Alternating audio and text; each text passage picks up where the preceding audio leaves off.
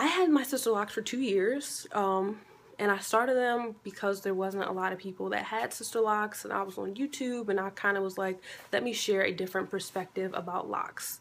I have really fine, soft hair, and I wanted to just try something new. So I went and got my installation from a trainee. So you have two different types of people that can install Sisterlocks, but they both must be trained by the Sisterlock headquarters, the home office. So you either have a trainee or a certified Sisterlock consultant. So those are the two types of people that can install Sisterlocks.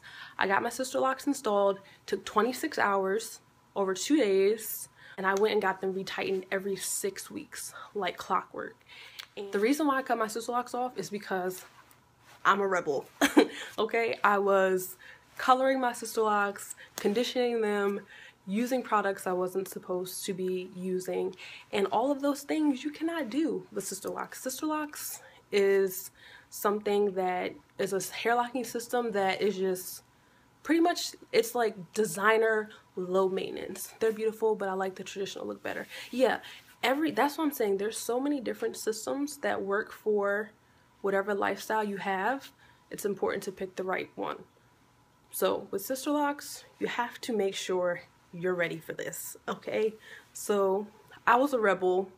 I ruined my Sisterlocks. I don't know if you've ever seen pictures of my Sisterlocks, but like, they were so small and so beautiful, and then I started putting conditioner in them and using oils and using color, and they just blew up. They exploded. They just looked a hot mess.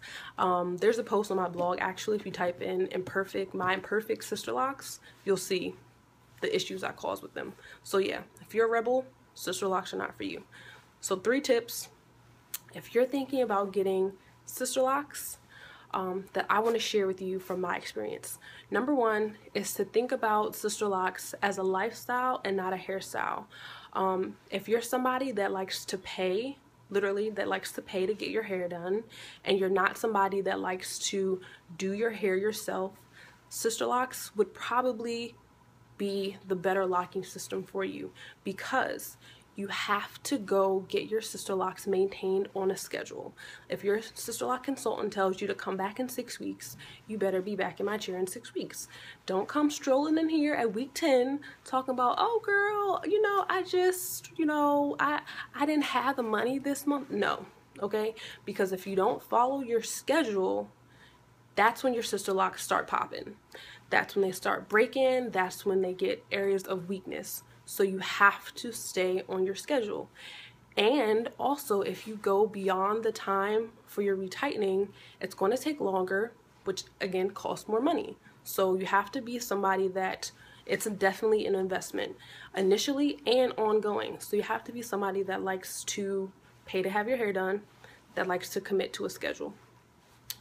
Number 2 is that you have to, or you should, if you're thinking about getting Sisterlocks, begin to accept mentally and prepare yourself and your scalp for not using products or not needing products, because the Sisterlock system is designed in such a way that doesn't utilize products. You cannot put, there's no oils, there's no moisturizers, there's no conditioners, there's no shine sprays, it's none of that. There's no products on your Sisterlocks. The only thing you're going to be using is your getting started shampoo, and that is it, okay? Your hair, your scalp is going to itch. Your scalp is going to itch. Your scalp is going to itch, okay? I'm being honest with you. It's going to itch because your scalp goes through, yeah, your scalp goes through a detoxifying process, basically shedding off kind of all the products that you've been using, and it's getting hit by like the environment, not being covered with oils. So your scalp is going to itch. The reason why you should not use any products on your Sisterlocks is because the size of them, they're so small, right? The way hair locking works, or the way your hair is designed, your cuticle layer, the outside layer of your hair, it can raise up, and it raises up you know, when your hair is dry, when the pH changes, when you use things like sulfates on your hair. So by raising the cuticle layer up, it allows the hairs to catch on to each other. Because the sister locks are so small, they need to catch on each other quick. You don't have time to be waiting for them to, oh, let me get close to you, no, sister locks, they need to catch quickly. So you can't use any products that's going to prevent that process from happening. So make sure you're training your hair, training your mind, training your scalp not to need any products for at least the first 6 months, 9, like a year, maybe the first year. It depends how long it takes for your sister locks to settle, but no products. So that in itself is like a mental thing right there. And the third tip I want to share with you guys is to understand that sister locks are a form of interlocking. Oftentimes, can you scratch with any type of locks? You really shouldn't scratch your hair with your, just off topic, this is not number 3, but just to answer your question, you really shouldn't scratch your locks or your scalp with your hands. The reason being is that the pH on your hands changes the pH of your hair, and if your hair is weaker, you actually are breaking a salt bond within your hair, and it can cause your hair to be weak and your hair can start thinning. So you really want to invest in something like the scalp soother or some type of non pH changing tool to scratch your scalp.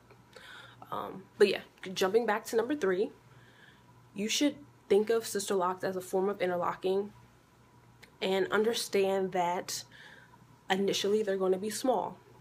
When you think of interlocking, the way I like to kind of explain interlocking to people, interlocking essentially starts the center or the foundation of the lock, and then hair accumulates around it. Whereas with traditional locks, you start the outside and the hairs fill the inside, if that makes sense. So with interlocking, your sister locks look really teeny, and then they'll fill up as the hairs accumulate around them. Okay, so just understand they're going to be small. They're going to be really small in the beginning, but they'll plump up a little bit. Yeah, so those are just three, I think those are pretty important things that I wish I had known. Well, I did know them, I just didn't listen. So things that I wish were emphasized to me before I had my sister locks. And I really hope this was helpful. Head over to curlynewgrowth.com, and if you have any further questions, hit the contact us tab, contact me tab, shoot me an email, hit me up on Twitter, Instagram, you know, we can chat. Alright guys, good night.